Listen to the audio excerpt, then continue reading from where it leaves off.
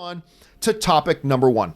And our first topic today gets submitted to us from Nick Baughman, who writes, Disney has recently just announced that they're casting for Flounder and Scuttle in their next live-action movie, The Little Mermaid. Well, technically speaking, Nick, they didn't announce it. There are reports going around claiming that they know, but it is a big difference between Disney announcing it and some reports saying that they found out. Anyway, is it just me, or do you think, let me try this again, movie The Little Mermaid, is it just me, or do you think people and fans will become fatigued with these live-action remakes?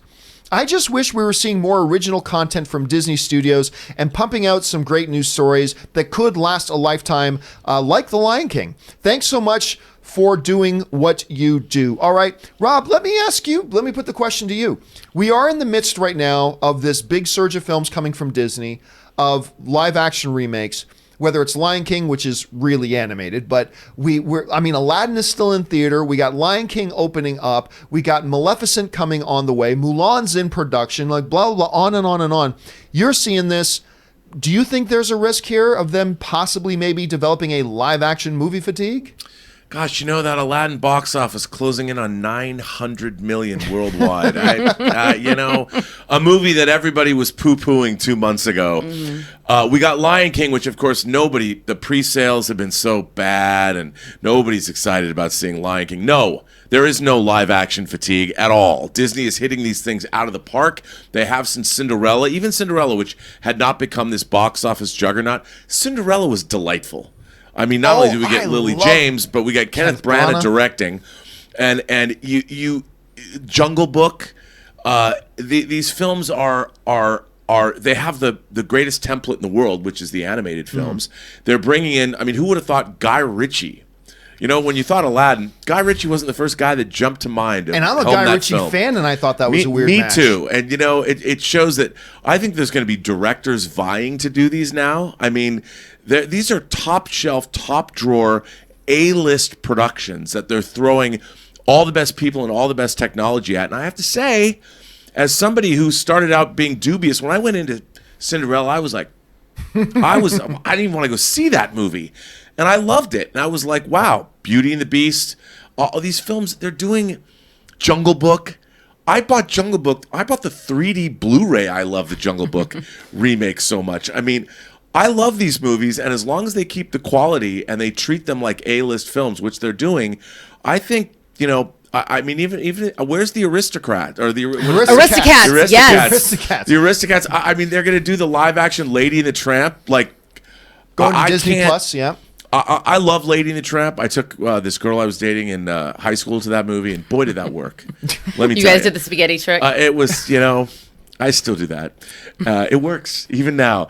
I love these films. Bring them on. Aaron, what do you think? Do you think there's a risk here? Like, even with them having success right now, do you think there's a risk that the audience could just get fatigued of the notion of these transfers? No. I mean, is the audience fatigued of the notion of more superhero films? Well, maybe. I don't know. But I really do think there's always going to be an audience, especially because people have grown up. The parents are always looking for things that they can do with their family that are not going to be boring for them as well. And I would want to sit through through Lion King or Little Mermaid because I know all the songs and I know all the characters and also what they're doing. Alan Menken, the original composer, is coming back and teaming with Lin-Manuel Miranda to create even more new songs. So we're going to have the songs that we know and love, like "Poor Unfortunate Souls" that Ursula sings, who is rumored to be played by Melissa McCarthy, which I'm excited about. That's great casting. Yes. And also because I feel like Melissa McCarthy, I want to see her get into a really devious role that she can sink her teeth into, but also have so much fun with. And I think it's going to be hilarious. And Awkwafina as Scuttle, I mean, if anybody saw Crazy Rich Asians, I feel like her character is going to be pretty much the same character, and I'm okay with that because she was so good. So I say bring them on. I will take them in, and so will everyone who has kids. Yeah, I think you raised really the most solid point here is that, look, whenever these discussions about fatigue come up, normally those discussions surrounding the comic book movies, which were, for a time we were getting 3, 4, 5, sometimes 6 comic book movies in 1 year. That's going to go down a bit now that Fox is sort of out of the game a little bit. But no, it's the same answer as I've always given to the comic book ones. Are they still putting out movies that people enjoy and like? Mm-hmm. That's what it comes down to. they put out Aladdin, and they did a great job with Aladdin.